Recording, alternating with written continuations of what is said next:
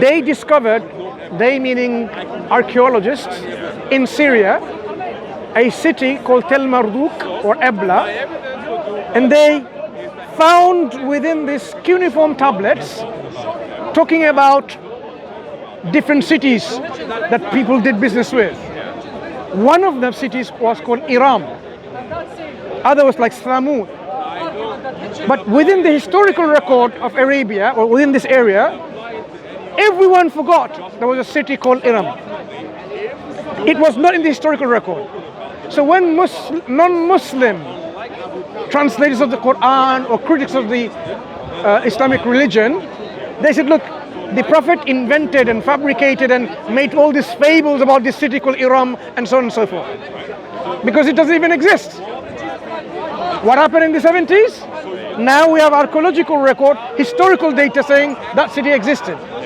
So what, because the Quran said, and you don't have a historical record, you can't just simply throw it out and saying it's fable. That was a clear demonstration, a shock to this individual. And then it gave at the same time, how did the Prophet know a city that totally disappeared from human memory? How did he even know this? His people doesn't know. The Quran reminds them, do you know about this city? About this city called Iram, and this is what they did, and so on and so forth. Likewise, how the Quran talks about historical events of the past and corrects the historical misinformation that's been passed on by the Bible, for example. It corrects the Bible in certain instances in saying, no, during the time of Joseph, the Prophet, ﷺ, the monarch was not called a pharaoh. They didn't have the title pharaoh. They were just simply kings. Well, now, with our timeline and chronology of the historical record, we know within this time frame, there was no pharaohs. So, not only the Quran is correcting, not introducing fables. Just to add to that, it was only 1,000 years later that the Rosetta Stone came, and that confirmed that indeed at the time of Joseph, there were no pharaohs. The dynasty were kings, and then it was introduced at the time. We learned about hieroglyphics through the discovery of Rosetta Stone, because it's trilingual. Yeah, 3 languages, and they could easily decipher it. Wow, someone was so clever to write it in 3 languages and made that hallmark in history that we can revive that language again. It might be difficult for us to say how they pronounce certain words. Okay, is it like, how you say something like this, Titmus or Atnachan, I'm just making things up, or is it something different? But the wordings is there, script is there, the text is there, we know, and we have deciphered a lot of hieroglyphics. So when the Quran talks about things of the past, just to say it's a fable, it's really far-fetched, because to say it's a fable, you have to establish that this thing didn't even exist in a historical record of any time, today, now, later, with all our technologies. Okay? The example I gave you, totally upturned. It's like Thomas Kuhn with the scientific revolution. The way he explained about science, it's like there's always like it upturns our understanding of science, a paradigm shift. So archaeologists, when they research the Quran, they know about the paradigm shift of the Quran. It totally changed their mentalities. Well, it should do. So certain other books might have fables, like how the earth is standing on and a bull on his horn, and when it shakes, you get an earthquake. Well, Islam doesn't have to say anything like that at all. It says God created the heavens and the earth without any pillars that you can see. Meaning there are these invisible forces that hold them together. There are some very weak, false, fabricated narrations and so on, or very weak narrations, which comes from the Judeo-Christian sources, which they have accumulated, that talks about all the stories about the fish and the whale and so on. But they're not authentic. The authentic statements of the Prophet is recorded, and they filtered through, and you will see that it makes sense when the Quran talks about. So when you look at the Quran talks about natural phenomena. So you expect a book not from God to make mistakes when it describes natural phenomena of that time, which is of a scientific nature. Because at that time people were making mistakes describing natural phenomena. They thought the universe was static, for example. They thought the baby in the womb didn't undergo successive changes of its creation. It just became bigger and bigger. It was already a preformed human being. and it just became bigger and bigger. The Quran could have mentioned all of these things by taking the contemporary understanding of science and so on.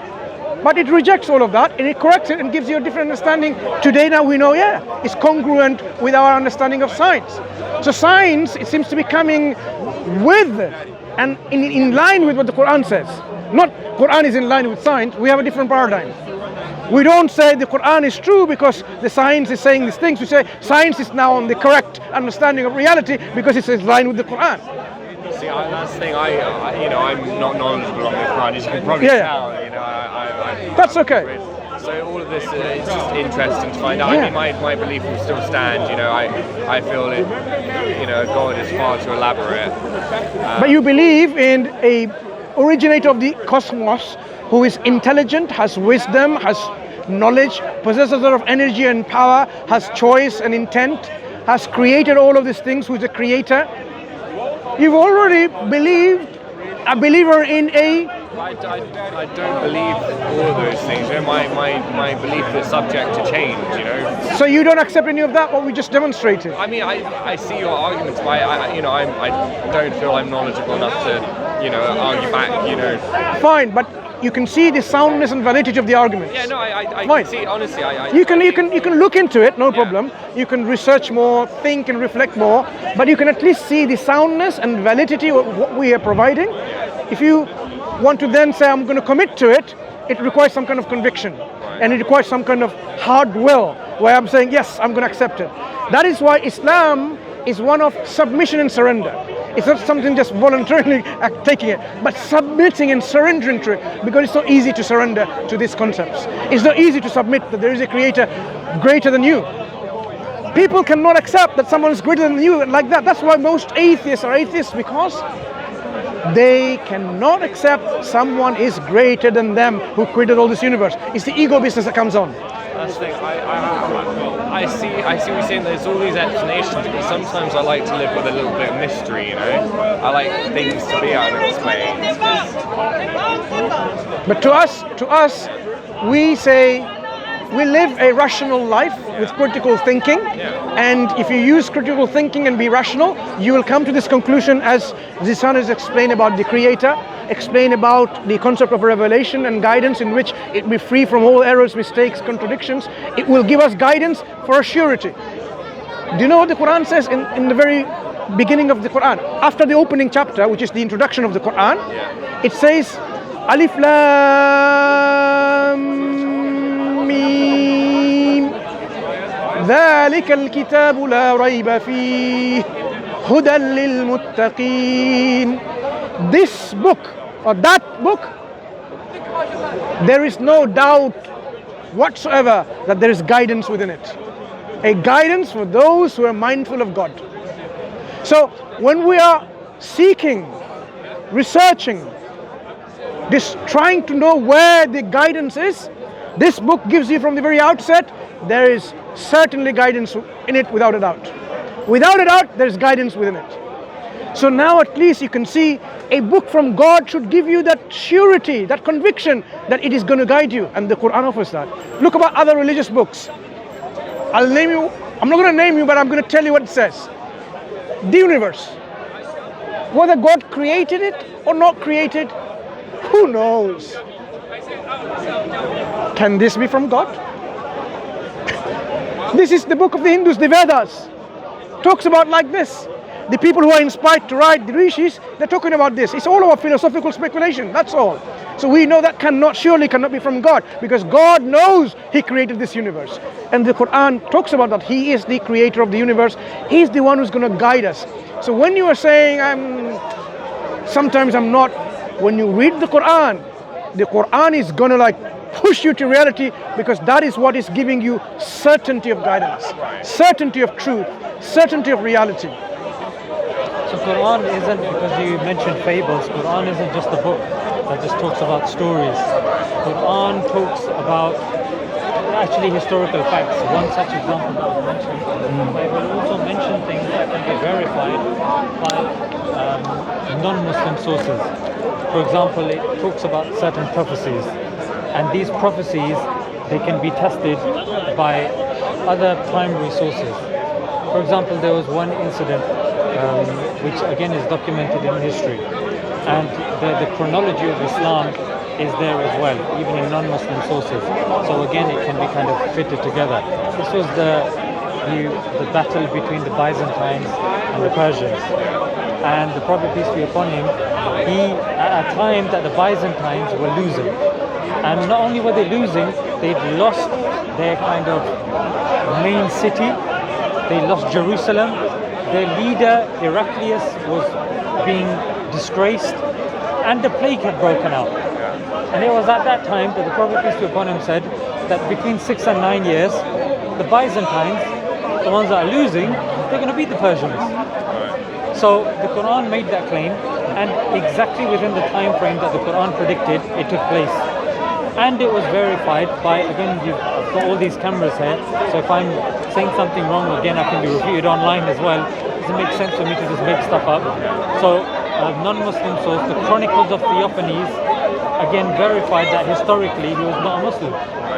So in terms of prophecies, it's accurate. In terms of what the Prophet, peace be upon him, what was revealed to the Prophet via God, it's accurate. It can be tested. It's historically sound. And in terms of you're saying, okay, look, what can religion give to me? I would argue religion has a lot to offer. In fact, Islam came to preserve 5 things. Number 1, religion, which is monotheism. Yeah, to kind of call us not to be pulled by various kind of deities in different directions, but towards one who just wants good for us. So because Islam is the only pure monotheistic religion, others will have some sort of kind of addition. No, but it could be that no, God had a son, no, God is this or God is that. So monotheism came to preserve life. Yeah, in the Quran it says to kill one person is like killing the whole of humanity because of the implications. It came to preserve intellect. Intellect how? By outlawing alcohol and drugs. Why? Because again, it clouds our intellect, and a lot of drunk driving, rapes, all of these things, you know, they're linked to, you know, a person's... I wouldn't say that, you know, you can't claim that, alcohol means, say, murder or rape, for example. Yes. I mean, that it's, it's cause and effect. I mean, I would say, sure, there's cases where alcohol has been in the system of the person, but, that's not the alcohol that's caused that. What is the safest limit of drinking alcohol, according to the consensus of the health organizations across the world today? Don't really know. According to WHO, according to all multiple international organizations, they came to a consensus. Right. The safest limit of drinking alcohol is 0. None. Quran says simply abstain from it. But that's the thing, I enjoy it, Yeah, Sure, people enjoy killing other people too, some people. It doesn't mean But I don't think those two can be related, No, enjoyment. So the point here is objective. Enjoyment. Objective morality. That's the thing. So let me just continue the point, which is that Islam came to preserve these things. How? Not for the individual, for the community, Right. for everybody. So although you may actually be correct, maybe you can handle your drink, but the fact that somebody else can't, or somebody else doesn't know where his limits are, and then you've got the Lancet journal saying, you know what, no amount of alcohol is good, and you've got the best minds coming together, then surely, but that's not the center point. The point is anything that affects the intellect, anything that will affect your judgment. Now, you might think, you know what, I've drank below a certain limit. If you get pulled over by the police, that's it. I don't drive. No, but I'm just giving an example. That objectively speaking, in a country like the UK, that's it. You're going to be arrested. Yeah. To preserve family. Like, it's well proven that adulterous relationships and the breakdown of family has not only a negative effect on the family, more crime, it then leaks over into the society. And Islam came to preserve the society and the family unit as well. That's why there is greater attention on family values and giving, or when you're in a relationship, to give respect to that person and for it to be done in a proper way, not in a way that any random individual can take somebody and then abuse them or do this or do that. But I feel like, as you said, talk about objectiveness. Sorry, that's at the end of the day. I forgot what I was going to say. But I gave you, I think I know where you're going. It just depends on the person. Not necessarily, because objectively, if you look at science tells us, and I mean, there's a saying, they say numbers don't lie. And with the statistics that they have, majority of the kids that come from broken homes end up being obese, drug abusers fall into depression and a bane for society.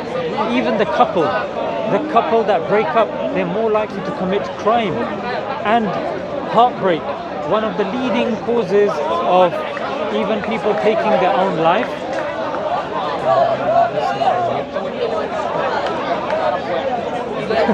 Little children, huh?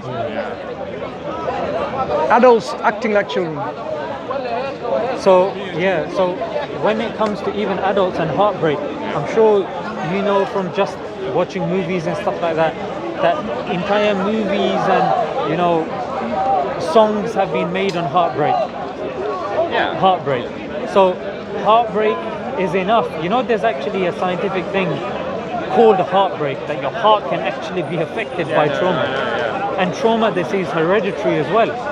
So although you may say, I'm like this and I'm like that, I'm saying, okay, that's fair enough for what you want to do, but Islam didn't come for the individual, Islam came for everybody, to keep the whole community working in a harmonious way, that the need of the individual and the mother and the father and the farmer and the teacher, everybody's needs are objectively taken care of. So all of these points that I'm saying, although you may be able to find like, okay, what if this, what if that, but in your heart of hearts, alcohol has been an issue for a very long time. The most you'll be able to say is amount, but like Mansur pointed out, the amount again is subjective. And even governments have had to put a cap, but even the scientific literature have said, like the Lancet journal, there is none. And then of course, wealth. Islam forbids interest. Why? No, but I'm making this money or that money. But interest makes the rich richer and the poor poorer.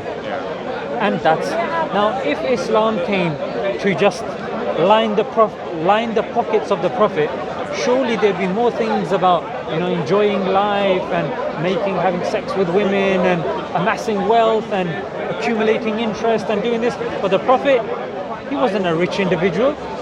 He's somebody that forbade interest.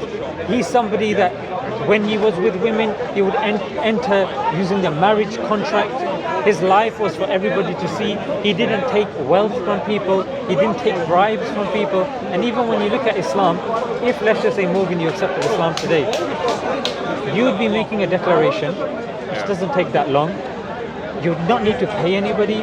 You would not need to go to an imam at 4 o'clock, I'll book you for £30 or this or that. No, you accept Islam, you have your own connection with God. I would even argue, according to the Islamic faith, you have somewhat a connection with God even now. For example, if I was to hurt you as a believer, and you said, I'm going to pray to your God that you've wronged me, God would hear your call. Now, if this is something from man, why the heck are there things like this in there?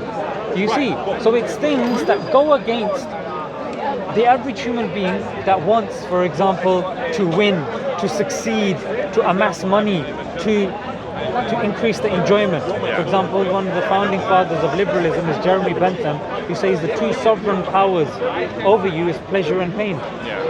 So if you live your life by pleasure and pain, life will become a free-for-all. You know what I'm saying? Because if everybody just chases pleasure,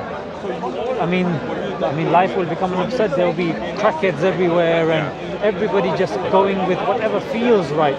So this feeling right is not enough, Morgan, because even when you say pleasure, but you would have to concede to live in a society, you will have to forego certain pleasures to live harmoniously.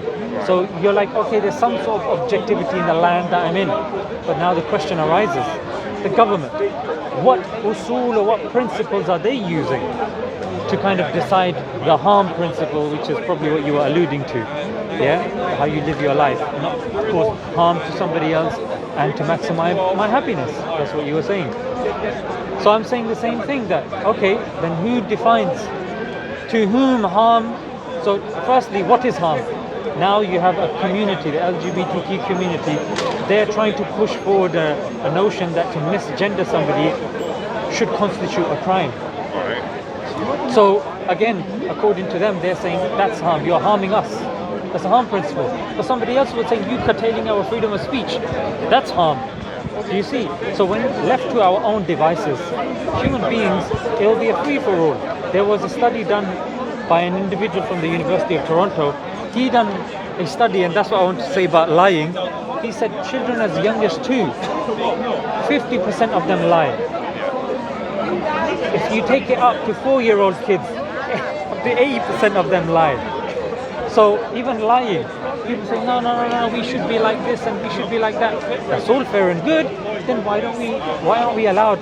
I'm telling you, Morgan, have you been to Pakistan? Yeah. So the traffic rules in Pakistan compared to the traffic rules here, big difference. Yeah. Very big difference. We can break down there.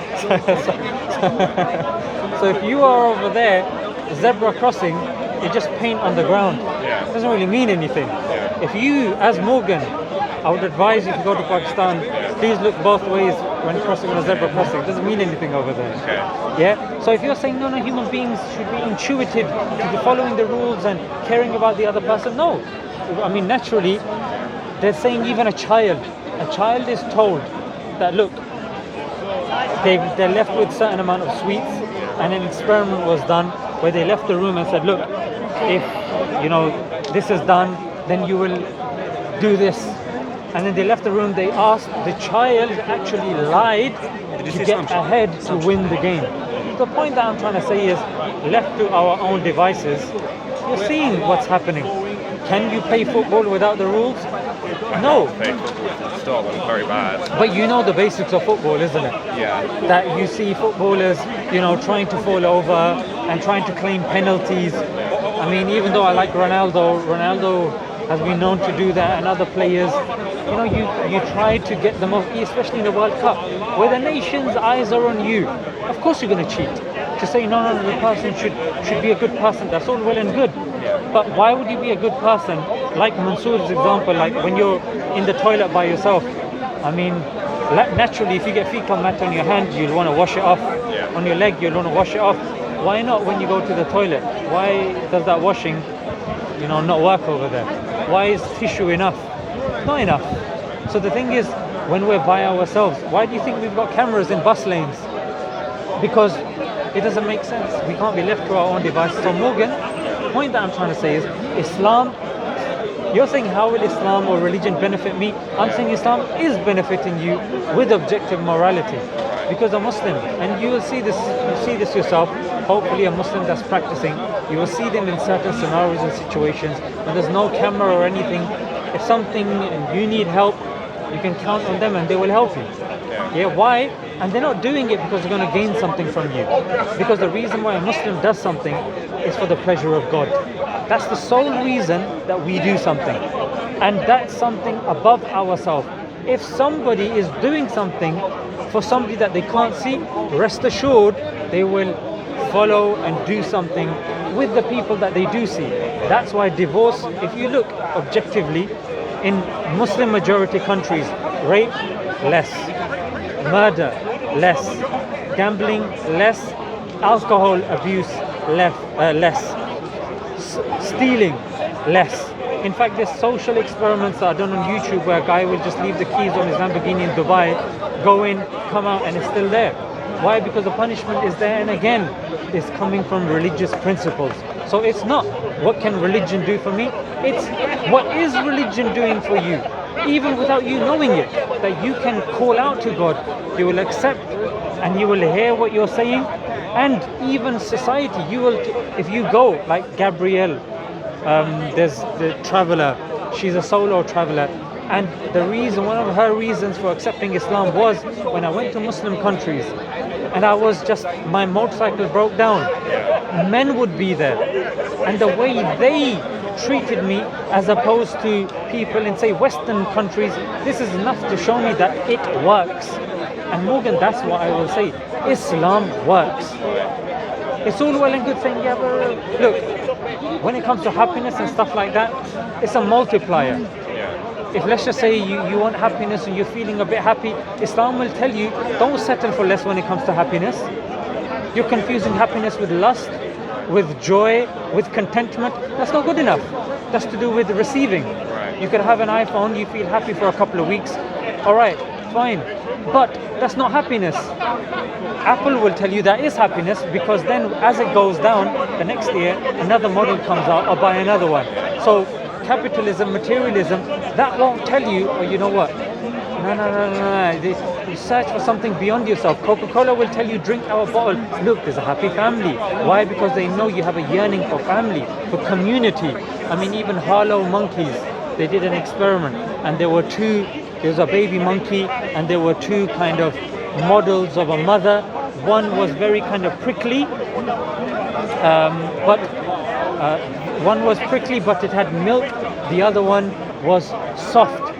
So the child, or the small monkey, went to the soft monkey to show that we need love, we need compassion, and materialism is just not enough for us. And you're not going to hear that from the corporations, because they make money from telling women that they're ugly, so they go and buy makeup. They make money of telling you that your car is no longer acceptable societally, that's why you need to upgrade. Look at these women that will come to you and stuff like that. It's inherently materialistic, whilst religion tells you the exact opposite. And Morgan, I'm sure you'll accept, a person that can't be bribed is a force to be reckoned with. And that's a person that controls his stomach is a force to be reckoned with. Otherwise, look at the people that get bribed because of food, or a dollar and a dime. People that are, selling their families, and just for the throne. We know these old stories of people killing their own father. But in Islam, we're told, fast. There's an obligatory month that we're fasting from dawn to dusk. Control this. You're better than this. Don't just rely on food. Yes, you can eat at the end of the day, but realize that you are not defined by the food in your body. You're not defined by the clothes that you wear. That's why when we do the pilgrimage, the king, the pauper, the guy working at the bank, the guy that's a plumber, the regular guy off the street, everybody, every male, white cloth on top, white cloth at the bottom, and we all look similar. Even as you're leaving the park, you're leaving from there, you might see some Muslims praying. It's just one row. It doesn't matter who you are, we stand shoulder to shoulder and we pray together, again, regardless of your social class, regardless of the color of your skin, regardless of any of these things that society tells us makes you more of an important person. Because God tells us it's not your color, it's not your knowledge. Like, you're honest actually, saying, look, I don't know this, or I don't know that. That doesn't matter. What matters is your deeds, sincerity, and you coming here listening. That Islamically we hold to a very high regard and a high esteem. And I would actually say that if you continue this sincere search, not you might or you may, I will tell you, if it's written for you, 100% sincerity is the ingredient that's required. Otherwise anybody can accept. But like Mansur said at the start of the conversation, it's the culture, it's the politics. That's the thing that divides people, because there is more that unites us than divides us. But like Lord Crewe, when they were looking at the Middle East, Lord Crewe, it's in a book called Secret Affairs by Mark Curtis, he said it's within our national interest to keep the Middle East divided so they don't become a principality that has control over oil, because we need the oil. Yeah, so again, political interests. Mohammad Mossadegh, who was a democratically elected leader of Iran, 1951, he was removed actually. He was quite secular, but he was removed. Why? Because he tried to nationalize BP. And because of that, after him came the Shah, and the Shah was a dictator. And ever since then, the Iranians have been pissed. The They've been pissed. Palestine, if you look at Muslims, we've had no issues with the Jewish community. And there has been no issues. Karen Armstrong says in her book, she's not a Muslim by the way, and she says that Muslims actually had no issues with the Jewish community.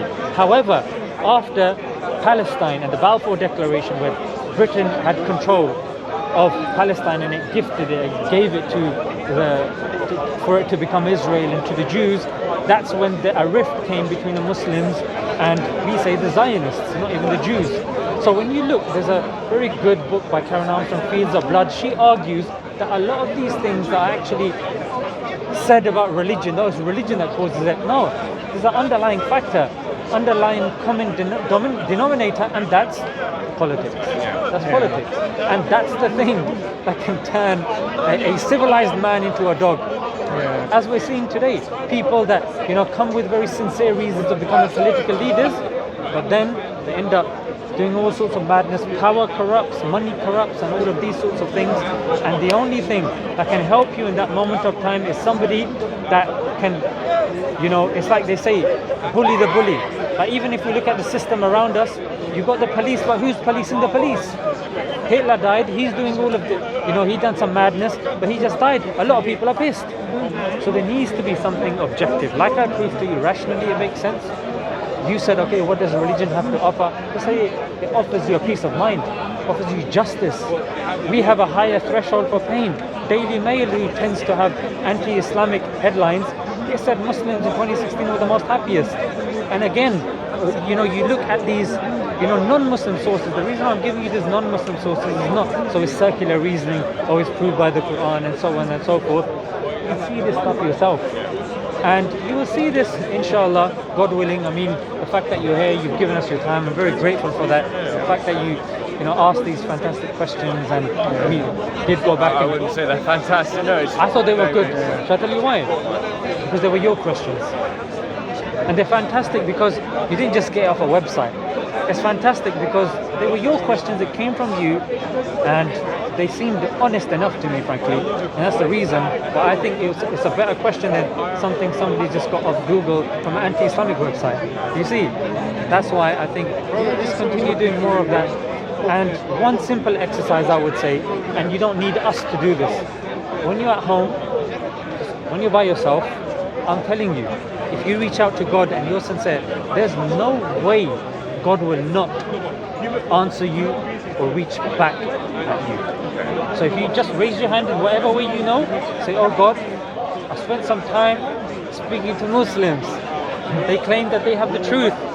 What they said sounded, fantastic, amazing, especially the guy with the blazer. He was very handsome and he spoke a lot of sense. You know what I mean? You can add that. You don't have to add that. It'll be in there. Yeah. So then you say, you know what? So I was sincere. I just want to be guided. I don't know what I need, or life is complex and this and that. They made things simple, and I don't know. Say that to him. Say that to him. And I'm telling you, you don't need to come back to me. It's between you and God. There's a statement of the Prophet ﷺ on this manner where he says, look, if you come to God like a handspan, He will come to you like an arm span. If you come with one arm span, He comes to you 2 arm span. If you go to Him walking, He comes to you running. Metaphorically telling you, if you take that step, 1 step, He takes 10 steps. Because that's how God wants to connect with His creation. Not leaving them in total misery and confusion and doubt and so on, but rather give them the guidance and the light so that they can fulfill their obligation. Because the hereafter and the accountability is something that is certain. So He doesn't want people to go there and be in a bad consequence. So you can run after all your desires and all your, feeling of joy and happiness. I mean, some people do that to the extent where they take all these hard drugs. They go and rape women. They go and kill people because the thrill that gives them and make them happiness. Some people exploit all of that. But what we're saying is, look, the ultimate happiness is the happiness in the hereafter. This life of 130 or so years now maximum, compared to life of eternity, this life is nothing. Are we going to forego the eternal success and happiness just for a momentary, not even a fractions of millions of a second compared to eternity of this life, and ignore what's there outstanding. The ultimate abode is the hereafter. People forget that. People think they live in a matrix and that's it. No, the real world, the real abode is the hereafter. And we should not be the loser of that by totally ignoring and rejecting and being arrogant and stubborn when truth comes to us. Seek the truth. When it comes to you, accept it. That's where you will be fulfilling and be passing your test, because this life is a test. Our Creator knew our outcome, but still He has placed us here for a reason, so that you can test yourself whether you deserve to go to heaven or not. Because He could have put straight you into heaven, me into hellfire. You would not complain. You'll be happy. But I would say, what have I done? Why did you put him into hellfire? I would have questions, and I said, God, you're just. Why did you put me in hellfire when I have not done anything? But if God said, look, I knew you were going to be arrogant and stubborn and reject the truth, so I spared all of that. I put you directly into hellfire. Why do I have to create this world and create you and go through for 60, 70, whatever years that I gave you life for? I spared all of that. Then I'll say, but I still haven't done anything. I don't remember doing anything, I haven't done anything. So this life is a test for us to understand and to prove to our own self, against our own self, whether we deserve to go to hellfire or heaven. So take that opportunity seriously. It's something oftentimes, we just leave because of I'm too busy with my studies and my work, looking for a girlfriend or a wife, whatever, making money. People try money, one thing, like people all the time in their mind, how do I make more money? How do I get richer, famous, and so on and so forth. People are preoccupied. Quran has a chapter on this. People are running. Alhaakumut takathur. Look how they are continuously going after all this more and more and more and more until hatta zurtumul maqabir, until they end up in their graves. Then they will know with certainty, and so on. The Quran talks about it. That's what people are doing. Everyone is running towards competition to make more, and so on and so forth. God is saying this will not stop until you reach your grave. But is it too late by then? Did you really fulfill the obligation? So it is very important, even though you're young and you think you've got so much ahead of you, we have no guarantee when we're going to die. Do I know when I'm going to die? I might fall dead the next minute. You might fall dead 10 years later or 5 years later or even tomorrow. No one knows. So because we don't know, we have to, when the truth comes to us, that's the time to accept it and surrender it. And God tells us, whoever dies in that state of accepting the truth, making that submission and surrender that there's no one worthy of worship except God, making that submission and declaration when did Allah become God? that Prophet Muhammad is a messenger of God, you have become the recipient of God's grace and His mercy. And through His grace and mercy, you will go to paradise. So to receive that grace, he's just a heckler. To receive the grace of God, we need to be recipient of it. To be recipient of it is to really make that declaration. Not only simply saying, I will think about it later. Act now. Okay? It's been a pleasure speaking to you, Morgan.